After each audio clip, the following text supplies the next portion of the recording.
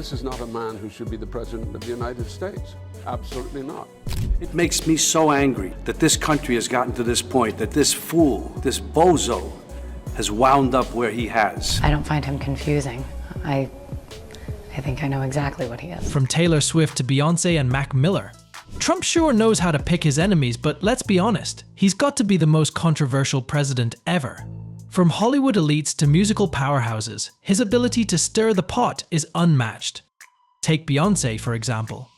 The Queen Bey is no stranger to voicing her stance on social justice, and her subtle digs at Trump have caused waves.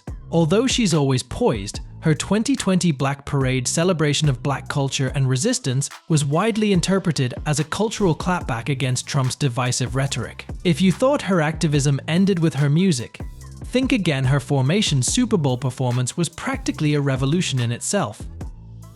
And speaking of revolutionaries, let's talk about Mac Miller. Though tragically no longer with us, the late rapper was one of the first in the music industry to throw some serious shade at Trump. Back in 2011, his hit single Donald Trump initially sounded like a tribute, but Mac clarified that the track mocked Trump's egotism and out-of-touch lifestyle. Things got spicy when Trump responded to the song years later, calling Miller an ungrateful dog on Twitter. Mac's cheeky response? Pure class, he clapped back with humor, leaving fans cheering. I only have one thing to say. I hate you, Donald Trump. John Lithgow. Imagine being so fed up with someone that you dedicate not one but two entire books to roasting them. Enter John Lithgow, the multi-talented actor who took his disdain for Trump to the literary world. His first book, Dumpty: The Age of Trump in Verse, painted a satirical picture of the administration with witty poems and illustrations. Lithgow didn't hold back, claiming Trump wouldn't even grasp the humor in his work. Not content with just one takedown, Lithgow followed up with Trumpty Dumpty Wanted a Crown in 2020. For added flair, he enlisted a list friends like Meryl Streep and Samuel L. Jackson to bring the poems to life. It wasn't just books. Lithgow also made the rounds on talk shows, gleefully dissecting Trump's policies and persona with the precision of a seasoned actor who knows how to deliver some cutting lines.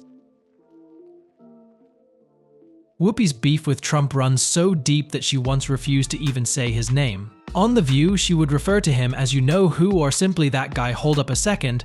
Did she really pull the Voldemort move on Trump? Yeah, that's right. But in 2024, the unthinkable happened. She accidentally uttered his name. Her reaction? A dramatic sigh, followed by a pretend spit on the floor, much to her co-host's amusement. And when Trump hit back, posting a fake image of her claiming she'd move to Canada if he won, Whoopi clapped back hard. Snowflake, she declared, emphasizing that she wasn't going anywhere, no matter the election outcome.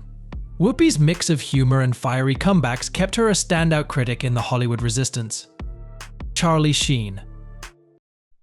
Charlie Sheen's history with Trump is a roller coaster of insults, mockery, and one very shady gift. The infamous story of Trump giving Sheen a fake diamond cufflink as a wedding gift has become a legendary anecdote. Sheen later described Trump as an empty-headed bum and a self-centered promoter ouch.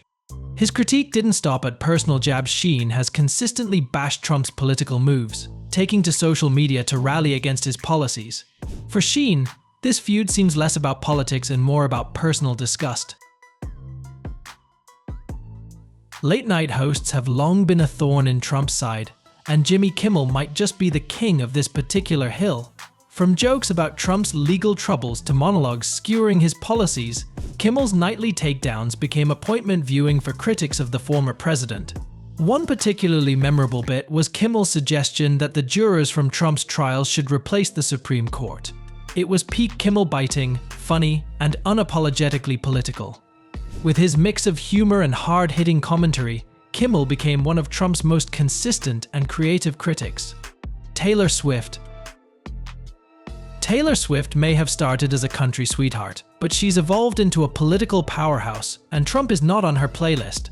Swift has publicly criticized Trump for stoking the flames of white supremacy and threatening violence against protesters after George Floyd's murder. Her Netflix documentary, Miss Americana, captured the moment she decided to speak out, despite fears it might alienate some of her fan base. And let's not forget Trump's attempt to drag her into his orbit in 2024. When he posted an AI-generated image of Swift supporting his campaign, Swifties were not having it. The backlash was swift, pun intended, cementing her place as one of Trump's most eloquent celebrity critics. Trump wasn't pleased to say the least, since he's fully aware of Taylor Swift's influence as an artist and tried to get her to support him. After all, he did approve of the bill that made her a billionaire, but Swift was quick to call his bluff. In fact, her very next move was to show Trump that there's still bad blood between them and she would never support him. She did this by endorsing Kamala Harris as the next presidential candidate. If Barbra Streisand could sing a song about Trump, it'd probably be called enough already. The legendary performer hasn't held back in expressing her disdain for the 45th president. Streisand's 2018 single Don't Lie to Me was a direct jab at Trump's administration, packed with scathing lyrics about dishonesty and corruption. In interviews, Streisand hasn't minced words, calling Trump a threat to democracy and even blaming him for her stress-induced weight gain. And in true diva fashion, she once declared she'd move to England if Trump won another term. Considering her history of taking on political bullies, Streisand remains one of Trump's most articulate and passionate critics. Eminem. In 2017, Eminem's anti-Trump freestyle during the Bet Hip Hop Awards was the diss heard around the world. That's an awfully hot coffee pot might have kicked off the rap, but the fiery takedown of Trump and his policies didn't stop there. Not even Trump supporters were spared. Eminem essentially told them to pick a side. The Secret Service even investigated him after his anti-Trump lyrics raised eyebrows. Did that stop him? Absolutely not. As recently as 2023, he's called out Trump for brainwashing his followers. His message remains crystal clear: you can't out-rap the truth. And if you think M's lines were a no-brainer, wait till you hear how he carefully dissects Trump in his Like Home lyrics. Mark Hamill. Is it Luke Skywalker or the Joker? Because in 2017, Mark Hamill hilariously channeled his Joker voice to read Trump tweets, leaving fans in stitches.